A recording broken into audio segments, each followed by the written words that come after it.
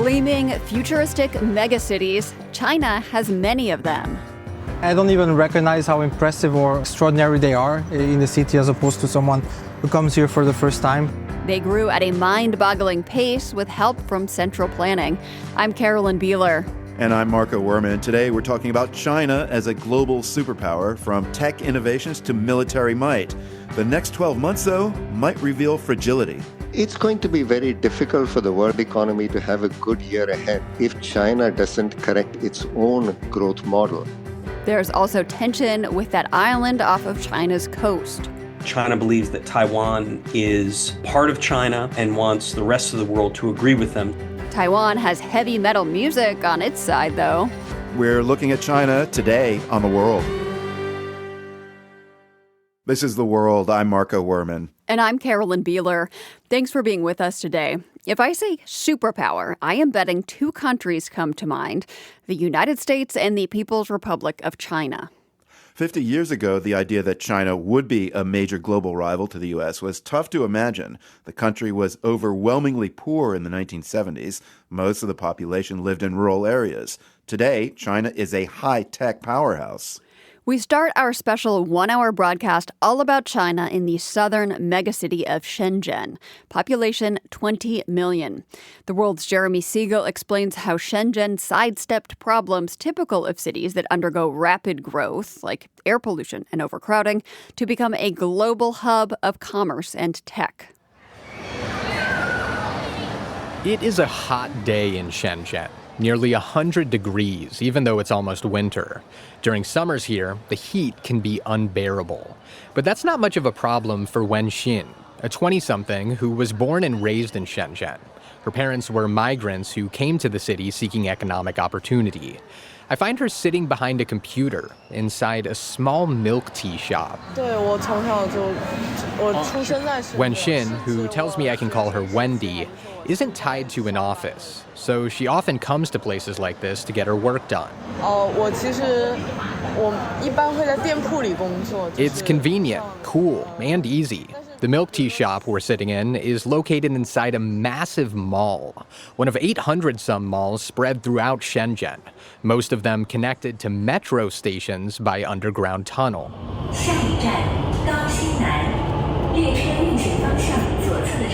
The metro itself is pristine, easy to navigate, and massive. Train cars are even organized by how cool they are, from moderate temperature to ice-cold AC. It only opened in 2004, but it's already the fifth longest metro system in the world, and getting bigger by the day. Shenzhen is constantly expanding, and its infrastructure along with it. That's part of what drew Daniel Camilu to the city.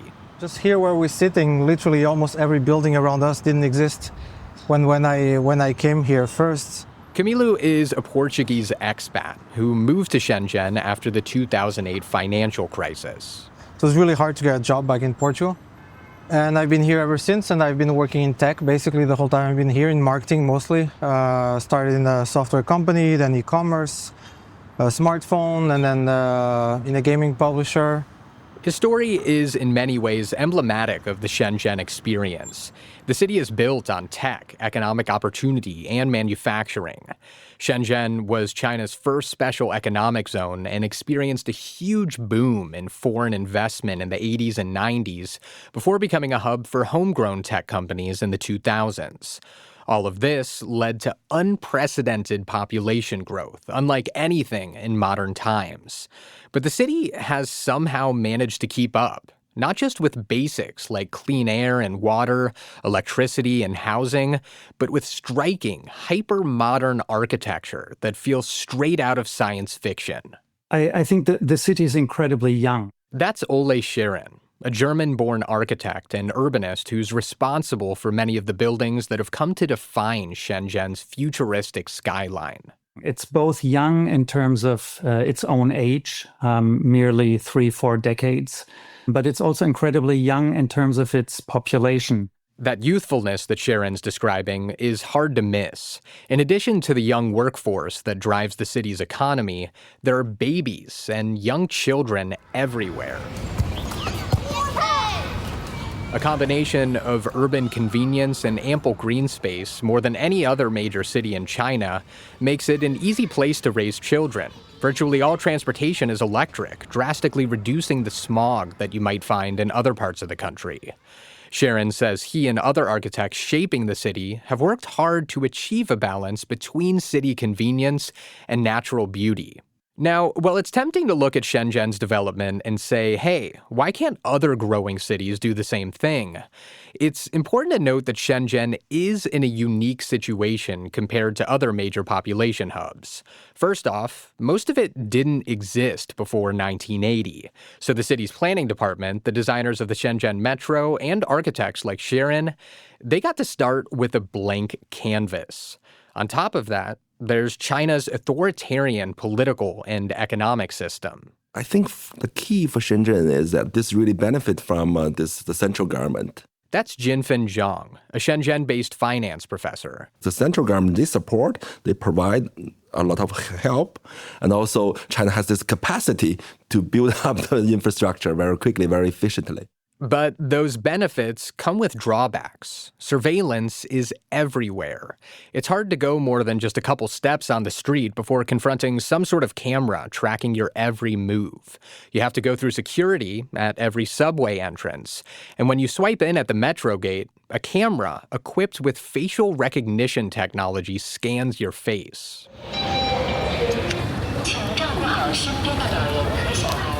On top of that, Shenzhen is widely panned across the country for just being kind of boring.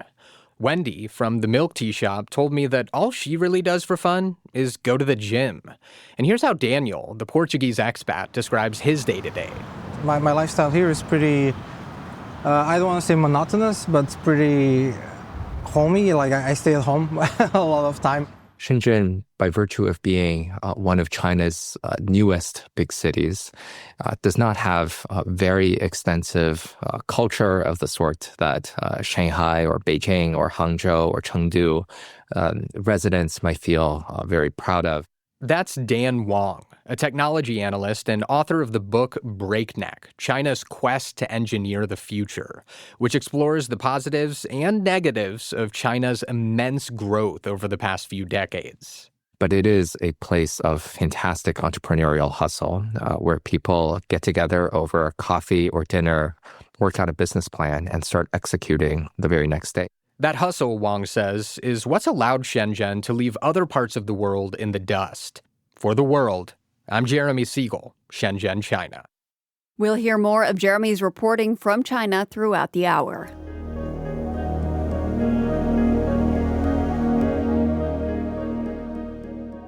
About 500 miles from Shenzhen is the island of Taiwan. It's a self-governing democracy and home to more than 23 million people. But China insists that Taiwan is a renegade province that will one day be reunited with the motherland.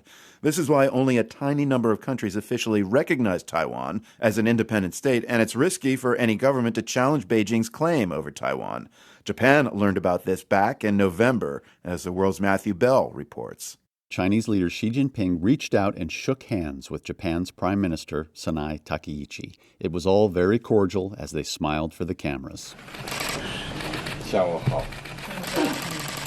The two leaders talked about a new era of cooperation between China and Japan. But just a few days later, things took a turn. Takaichi was asked in the Japanese parliament, what would Japan do if China imposed a blockade or attacked the island of Taiwan? The Prime Minister answered by saying this scenario could lead to a military response by Japan's self-defense forces. The Chinese government took immediate offense. There is only one China in the world, and Taiwan is part of China. That's Chinese government spokesperson Chen Binhua speaking at a news conference in Beijing through an interpreter. Daisuke Kawai is a lecturer at the University of Tokyo. He explained to me over the phone that Takaichi said something out loud that previous Japanese prime ministers always left unsaid. She said that if China used force against Taiwan, she mentioned that the scenario like a blockade that could become a survival-threatening situation for Japan.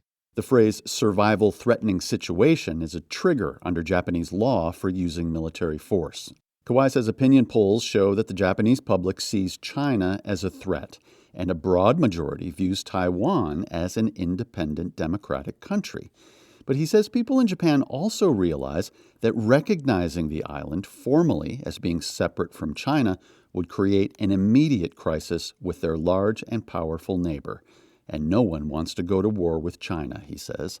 Beyond the spat with Japan, the government in Beijing also expressed anger toward the European Union. This is after Bi Kim Xiao, the sitting vice president of Taiwan, was invited to speak in the EU Parliament building in Brussels. Peace in the Taiwan Strait is essential to global stability and economic continuity. Xiao urged governments in Europe to expand their security and trade ties with Taiwan and to support its democratic freedoms. Evan Medeiros is a professor of Asian Studies at Georgetown's School of Foreign Service. The Taiwan issue is the most sensitive issue in China's foreign relations. Taiwan is central to the legitimacy of the Communist Party. China believes that Taiwan is part of China and wants the rest of the world to agree with them so eventually they can achieve unification. After World War II, the losing army in the Chinese Civil War fled to Taiwan. That's where Chiang Kai-shek set up the Republic of China. When Mao Zedong founded the People's Republic of China on the mainland in October 1949, he made unification a top priority. This was about securing China's borders after 100 years of shame and humiliation imposed by foreign imperialist powers. The Chinese Communist Party and Mao have always put unification of China, getting back those lost territories, Hong Kong, Tibet, Macau, and now Taiwan, as central to the identity of the People's Republic of China. So for China, Taiwan represents unfinished national business. For the United States, support for Taiwan's democratic government and its military forces is rooted in the Cold War and an anti-communist worldview. Medeiros says Taiwan does not represent a national security threat to China. It's more serious than that. Taiwan is a threat to the identity of the People's Republic and the Communist Party. It suggests that you could have this entity that is separate and distinct, is a democracy, by the way, a Chinese democracy. So implicitly saying there is a political alternative. But most importantly, its very existence suggests that the Chinese Communist Party has not completed what Mao promised to do when he formed the PRC in October of 49. This is what makes the current diplomatic spat between China and Japan more fraught. Evan Medeiros says there's another factor at play here. The worst kept secret in Washington is that President Trump has, at best, an ambivalence towards Taiwan. President Trump is expected to make a state visit to China in April, and it's likely that he will be hearing a lot about Taiwan from the Chinese leadership. For The World, I'm Matthew Bell.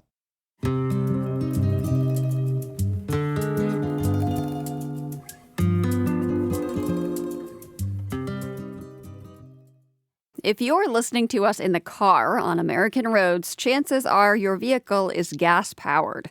That is not so in China. As we spend this hour focused on the People's Republic, it's impossible to ignore its electric car industry.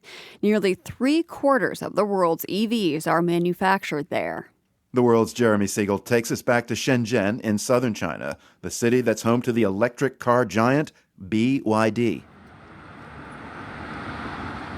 Standing beside the main road in Shenzhen, you almost forget you're in a city of some 20 million people. On the surface, it looks like what you'd expect in a bustling megacity, a sea of headlights, hubcaps, and hellish traffic. But the roar of engines you'd usually find on a major thoroughfare, virtually non-existent. I've not been in an internal combustion engine car since living here because every car is electric. That's Bridget McCarthy, an American who moved to Shenzhen 3 years ago for work. We meet up in the city's Nanshan neighborhood, a business district home to thousands of tech companies. Out on the street, we see a sea of all-electric taxis made by the Shenzhen-based car company BYD, painted in a uniform blue and white. A bus pulls up to the curb, also BYD, also electric, with hordes of passengers hopping out and heading into a mall where Chinese-made electric cars are sold alongside trendy t-shirts, designer handbags, milk tea, and fried chicken. When we get inside the mall, McCarthy tells me this is all normal in Shenzhen. The local government has been at the forefront of requiring vehicles to go electric, and EVs have just become a given in everyday life.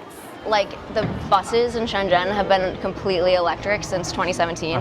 The taxis have been completely electric since 2018. That was when people weren't even buying passenger vehicles. And now, I think the most recent stat is, as of August, 85% of new vehicles sold here are fully electric.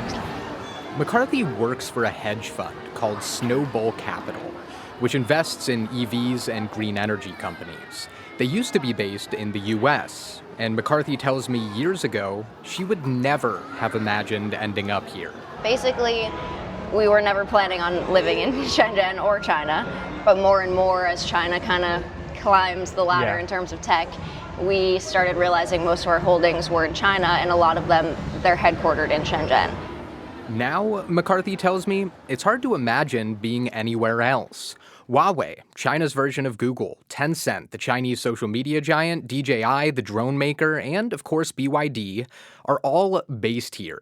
The reason Shenzhen has become widely known as the Silicon Valley of China. So Shenzhen has a lot of its roots as the hardware capital of the world. That's Dan Wang, a technology analyst and author of the book Breakneck, which details how China is undergoing a technological revolution. Back in the 80s and 90s, he says, Shenzhen, which was the first city in China to open to foreign commerce, was nicknamed the world's factory. It was a place where foreign companies, enticed by government incentives, could go to have their products built with cheap labor. But then everything changed in the early 2000s. When a very important company, Apple, decided to make the iPhone in Shenzhen. At the time, Wang tells me, the decision didn't seem that consequential, just another thing that'd be built in China. What Apple didn't realize was that outsourcing its production to Shenzhen would spark a new era of innovation. What Apple was doing was training hundreds of thousands of Chinese workers every single year to make the most sophisticated electronic product in the world. According to Wang, teaching Chinese workers to make iPhones was kind of like the old teach a man to fish proverb. Apple gave them a new skill and inspired a new generation of entrepreneurs with technical know-how. A lot of these workers would move from making an Apple iPhone in their first year, maybe to making a Huawei phone the next year. And then they may be putting together a DJI drone, and then maybe an even more complex product, the electric vehicle batteries. BYD, now synonymous with electric vehicles, wasn't even a car company to begin with. In the 90s and early 2000s, it built batteries for cell phones. But Wang says workers who learned from Apple and other American companies that moved production to Shenzhen helped the company transform from battery maker to unknown car company, now to the world's top EV maker. In less than 20 years, Shenzhen, with BYD at its center, went from the world's factory to the world's premier innovation hub. I think this is a city full of hope, full of stories, full of legendary stories, full of successful stories. Finance professor Jinfen Zhang is an expert on the development of Shenzhen's economy. He says beyond the tech know-how acquired in manufacturing foreign products, the local economy has benefited heavily from the Chinese government. The dynamics here comes from the private sector, but the government provides some support behind it. I think all this merged together to achieve this really extremely fast development. The central government has pumped billions of dollars into BYD, helping it to refine their technology and flood the international market with cheap, efficient cars. Their fast charger only takes 5 minutes, and the company's lowest-end EV, the Siegel, goes for roughly $8,000, a seventh the price of the average EV in the U.S. Critics, including the United States, call these practices unfair. Here's how former President Joe Biden described the practice in a speech last year. China heavily subsidized all these products, pushing Chinese companies to produce far more than the rest of the world can absorb, and then dumping the excess products onto the market at unfairly low prices, driving other manufacturers around the world out of business. It's not competition, it's cheating. But supporters like Bridget McCarthy, whose firm is invested in BYD, say government support has allowed BYD to not only build cars, but to export a clean energy revolution. I'm a huge believer in BYD's dream of actually becoming an energy company, not just a car company. And I think if we look at countries like Brazil, where they already have a huge market share, or Mexico, like these are countries that without a company like BYD, they wouldn't really be able to progress into the future in terms of green energy. For now, there are still parts of the world, like the US and Canada, where you can't buy a BYD because of protectionist tariffs. But McCarthy says it's not a matter of if, but when that changes, because Chinese EV technology is simply too far ahead and too cheap for America to go it alone. For The World, I'm Jeremy Siegel, Shenzhen, China. Electric cars are only part of the story. Ahead this hour, we'll hear more of Jeremy's reporting on how China's car industry is bringing new technology to other parts of daily life.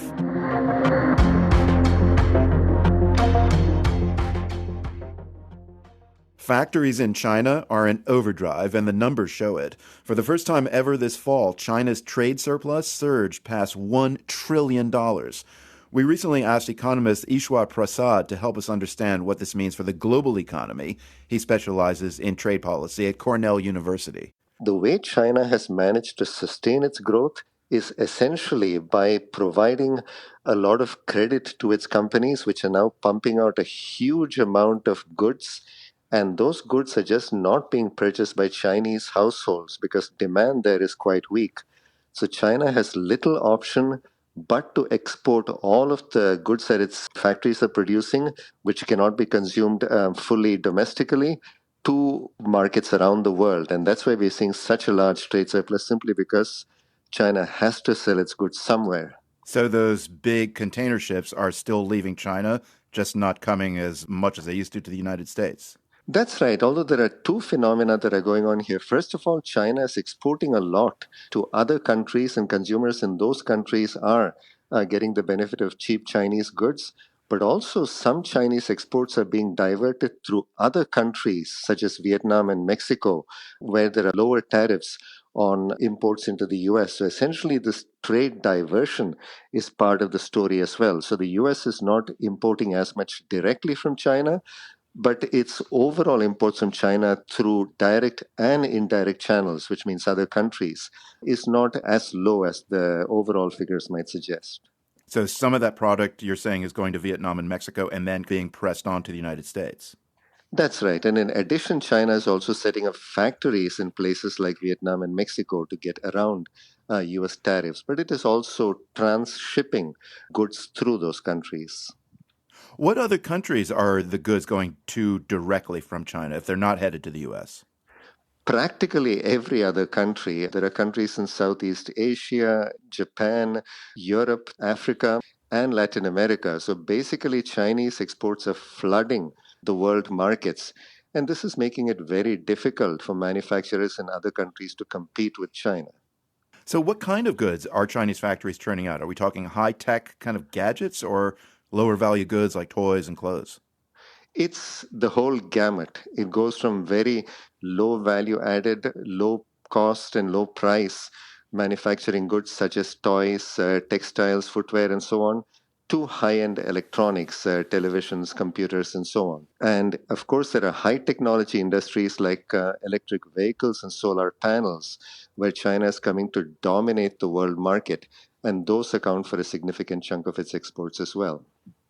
Ishwar, does all this tell us that China is really just less reliant on U.S. consumers than had been touted?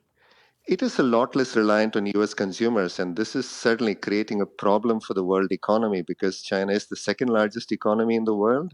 And if the US is shutting off its consumers away from world exports, and China is now flooding the world with exports, it certainly puts other countries in a very difficult position. Yeah, I want to come back to that. But first, what does this export-heavy economy mean for the average Chinese worker? Are wages rising, stagnating, or shrinking right now? Chinese industrial profits have been very weak, and there is cutthroat competition among Chinese manufacturers. So they have been dropping prices.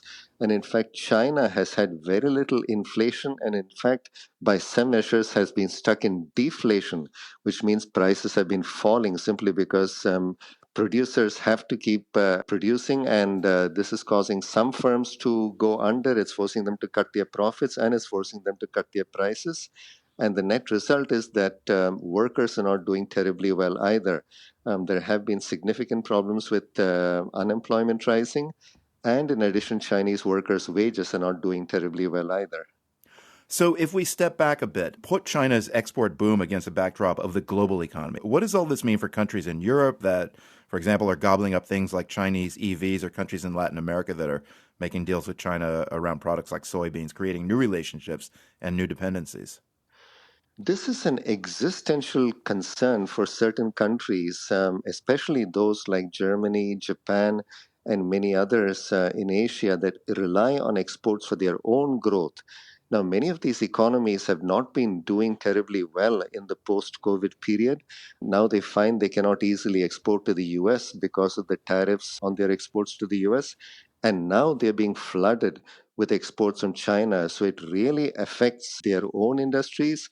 And it has caused significant concerns, say, in countries like Germany, that their manufacturers in industries that they have traditionally been very strong at, such as automobiles, high-end electronics, industrial equipment, and so on, that they could be swamped by more competitive Chinese manufacturers. So there is a great deal of concern around the world. So if you look at the China factor right now, what kind of health grade do you give the global economy? And are the trends being kind of forced by China, are they sustainable? It's going to be very difficult for the world economy to have a good year ahead if China doesn't correct its own growth model. If China cannot boost its domestic consumption, it's certainly going to drag down growth in the rest of the world. If the second largest economy in the world is going to rely on the rest of the world to consume its products rather than creating more final demand itself, it's going to be a problem for the world economy. Ultimately, the solution has to come from China itself. Its government needs to undertake policies that rebalance economic growth so that it's driven more by household consumption rather than by investment. Until that happens, it's going to be tough sledding for China as well as the world. Ishwar Prasad is an economist who studies global trade policy at Cornell University. We spoke last month.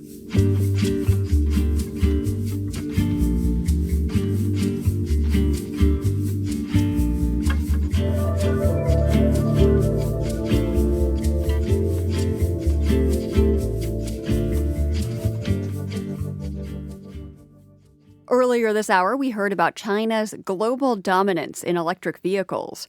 Chinese automakers are also at the cutting edge of self-driving cars, and they're using that technology to revolutionize many different aspects of daily life, like street-sweeping robots and delivery drones. Also think surveillance drones, with the race to develop those innovations going full steam ahead. Here again is the world's Jeremy Siegel reporting from a car show in the southern Chinese city of Shenzhen.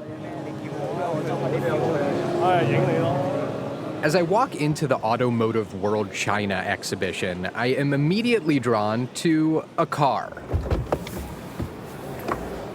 It's a Chinese-made electric SUV called the iCar. I hop in and ask through my interpreter how much it costs. 19,000, that's not bad. Yeah. It's billed as an affordable, rugged, retro-style car. On the outside, it looks kind of like a Land Rover from the 1960s, with big circular headlights and glitzy chrome detailing.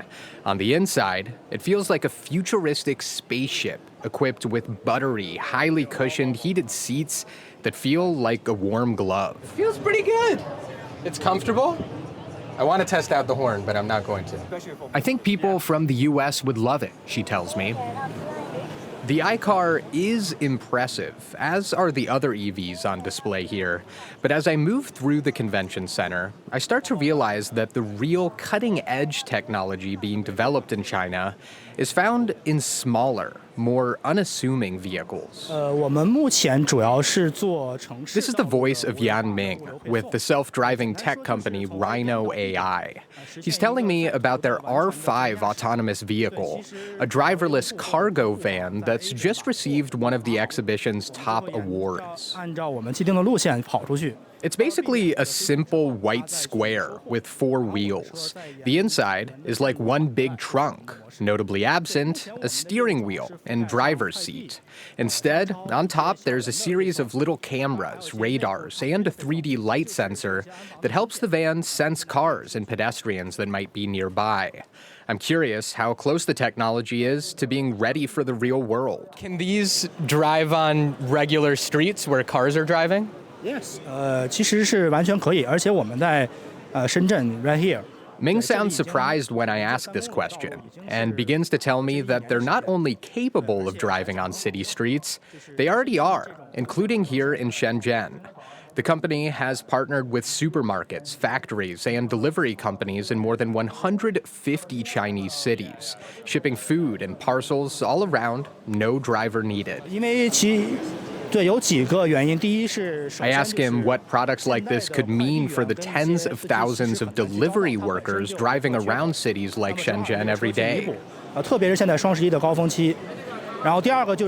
Ming says these autonomous vans won't replace delivery drivers, but will make their jobs easier, handling longer routes from supermarkets and shipping centers, while drivers themselves will still do the shorter deliveries. Labor advocates, however, warn that self-driving technology has the capacity to destroy whole sectors of jobs. Nearby, I spot another little vehicle that looks nothing like a traditional car or truck. Just like the Rhino cargo van, it's basically a box on wheels. But this one is flashier, with more colors and doodads. Peng Wen-ming with the company Auto City tells me this is a fully autonomous sanitation device, a fancy way of describing a street cleaning robot. Painted with bright stripes of blue, green, and yellow with fuzzy little orange brushes on the bottom, it scoots along roads and sidewalks to clean the ground below. These sanitation robots, just like the self-driving delivery vans, Wenming says, are already on the ground in Shenzhen and dozens of other Chinese cities. Local officials are welcoming to these experimental technologies, and according to Stanley Ng, that's why in China, innovation is part of everyday life. Local governments are very aggressive to promote new technology to serve the public here. Ng is president of the Asia-Pacific Connected Vehicles Association, a government-supported group that works to promote self-driving technology in cities across Asia. He says the quieter, behind-the-scenes industries are where self-driving technology will make the biggest inroads in the coming years, because that's where municipalities and businesses can see huge savings. And even though robo-taxi pilot programs have launched in cities across China, the US, and the Middle East, he doesn't think that technology will be widely adopted on a personal level anytime soon, that he and I will keep driving our own cars. Believe me, you and me will keep our car for coming 20 years. The reason is we want to drive a car by ourselves, enjoy the driving. We enjoy driving ourselves, Ng argues, but don't mind letting robots do the heavy lifting when it comes to deliveries, logistics, sanitation. And in those fields, China, with companies like Rhino and Auto City at the forefront, is paving a new, more efficient path. In the evening, after I head out from the auto show, I pause for some fresh air in a city park. A young girl is with her mom, learning to ride a bike with no training wheels. Out of the corner of my eye, I spot one of those brightly colored, self-driving sanitation robots I'd seen earlier at the convention. It's cleaning the park pavement and headed right toward the little girl and her bike.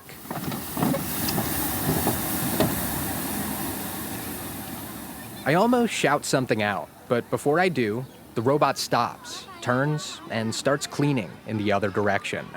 The little girl is unfazed, probably used to seeing these things everywhere, and starts pedaling for the first time. For the World, I'm Jeremy Siegel, Shenzhen, China.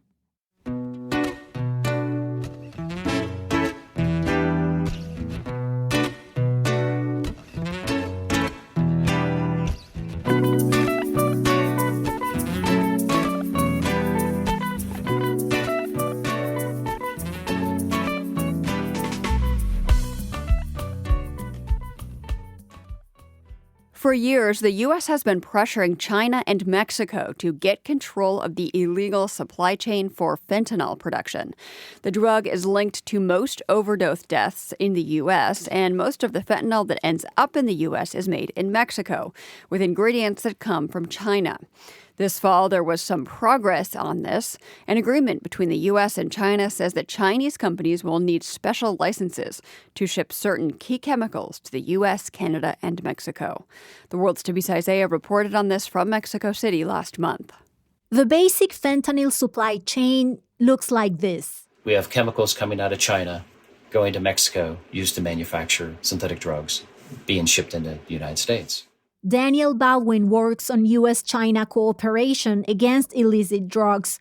He says this supply chain has proven hard to disrupt.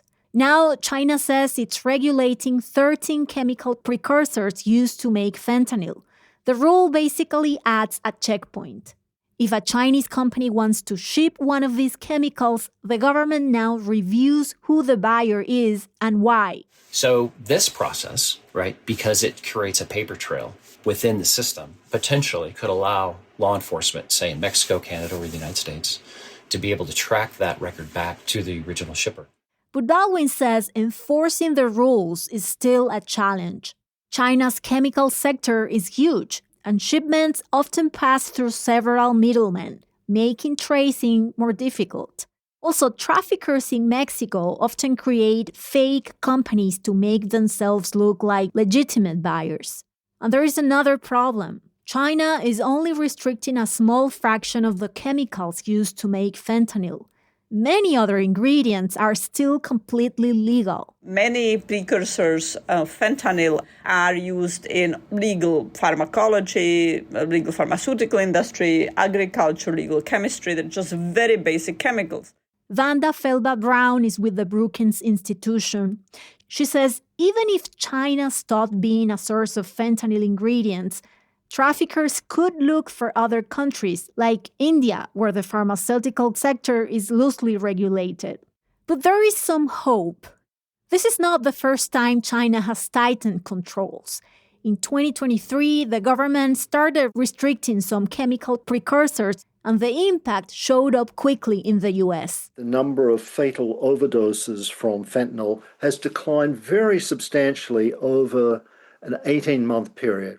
That's Peter Reuter, a professor of drug policy and criminology at the University of Maryland. He says 18 months is actually much longer than expected. Drug traffickers usually adapt within a few months to government crackdowns. What that suggests is that it is not so easy to adapt to this. Also, during that time, fentanyl on U.S. streets became less potent. Jonathan Calkins, a drug policy researcher at Carnegie Mellon University, says these supply-side shocks won't end the fentanyl trade, but they can still save lives. So if your standard is we're only interested in something that completely makes the drug supply go away forever, it's not going to do that. But if your standard is will it save people's lives, maybe even hundreds or thousands of lives, there is hope for that. He says even modest actions can matter. But in the long run, Calkins says supply controls alone won't solve the crisis. We will always want law enforcement to prevent the criminal organizations from becoming too powerful, too violent, too damaging to democratic institutions. That's an ongoing, crucial mission.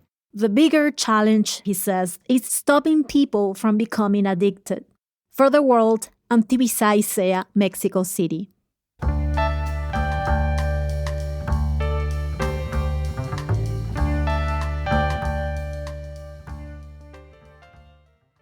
People who were adopted as kids often decide later in life to learn more about where they came from. Robin Reef adopted her daughter Rosie from China. The family was only given a little information about Rosie's background. So when she started asking questions, it prompted mother and daughter to travel to China in search of a document that might tell them more. Robin Reef shared what they discovered with GBH's storytelling program, Stories from the Stage. I think we can all agree that 7,000 miles is a long way to go for a little piece of paper. But that paper was a note that I was told was pinned to my daughter's sweater when she was found on a bridge as an infant in China. And I had been looking for that note ever since Rosie was placed in my arms. But the search got very real one day when she was around 3, and she explained to me, "Mom, you know, babies don't come from moms, they come from China." Oh, misunderstanding, sweetie. Yes, you come from China. We've always talked about that. But before that, you came from a mom. We have always said you were adopted. Oh, I thought you said I was a doctor. Well, we had the conversation. Yet again, it's not that we hadn't had it before, but this time she understood. And it was awful. Mommy, why did she throw me away? Did she not like me? Mom, do you know her? Can we call her? I mean, it made my heart hurt, and I was more determined than ever to find that note, if only to prove to Rosie that her worst fears were not true. So I wrote to her orphanage. I had done this before, but I did it again. Wrote to her orphanage, nothing. I wrote to the Central China Adoption Authority, the bureaucrats in Beijing who match you. Silence. I spoke to adoption officials here, who spoke to adoption officials there, got nothing. So by the time we were able to get back to China to look ourselves, Rosie was 11. And she wasn't really talking a lot about her birth mother. She was obsessed with the Hunger Games and begging me to get a dog. I said, we're going, no matter what. And after a long ride, and I mean 3 beers, pass out, panic attack, finish War and Peace long, we get to Nanjing. Next day, freezing January day, we take off for Yixing, the city where she was found. Our first stop is Huidi Bridge, the exact spot where she was found. Now, I had always pictured a beautiful crescent bridge, like in the ancient Chinese paintings. Yeah, well, Huidi is a concrete slab over a polluted canal, but it was our sacred spot. So we stood there. Again, it's a freezing day. We're on the bridge. It's very gray. I look at Rosie. She looks kind of teary. Oh, honey, I know, this is hard. Mom, this is so boring. Well, our next stop, I was so excited, was the police station. It was where she was taken after she was found, and we had never been able to identify it, but our translator found the precinct. And it had to be there. It was the only place it could be. So we get there, we are sent up and down and back and forth, and I'm getting anxious, I'm getting hot. Finally, we are sent to the office of the one person we're told can help. And I pour out my tearful request. And she smiles, and my heart lifts. And she says, oh, all records before 2005 were lost in a fire. Oh, you heartless witch, you witch. how can you smile? Life was lost in that fire. A part of my daughter was lost in that fire. And I'm thinking, I have no tools here. I can't ask for the manager. I don't speak Mandarin. I can't cry because, who's going to be sorry for a white lady from New York? I have nothing. And Rosie is saying, Mom, stop it. We're going to get arrested. It's the police. They're going to put us in jail. And our translator is saying, okay, we're going now. And she has her foot in my back, and we are out the door.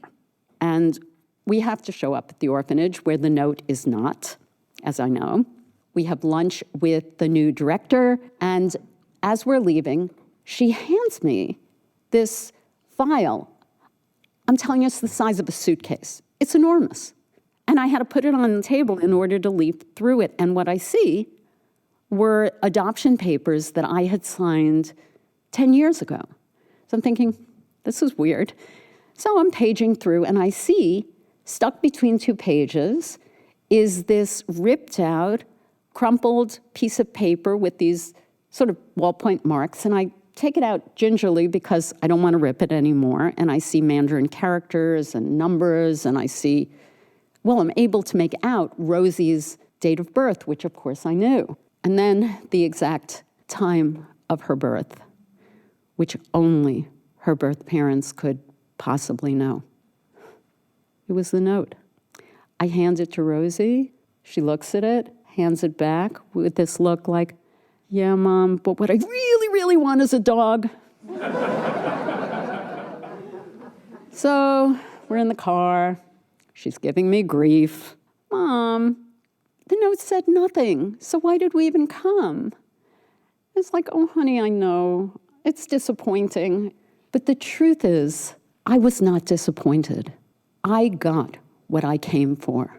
Because that note answered a question I never would have dared ask out loud.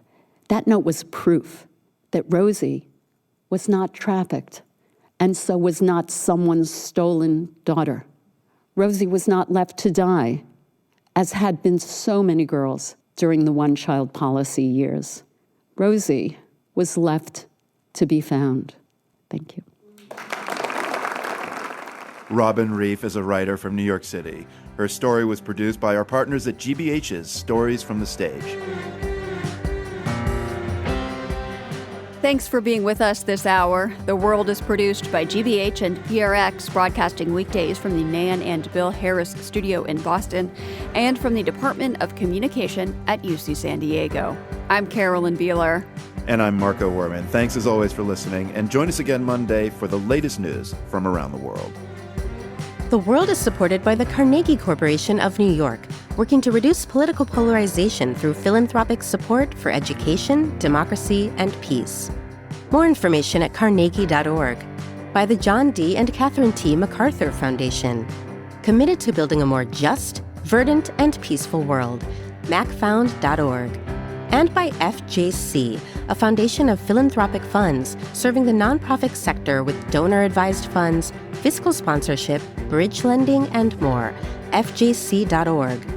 The World's theme music is composed by Ned Porter. The World is a co-production of GBH Boston and PRX. More information at theworld.org.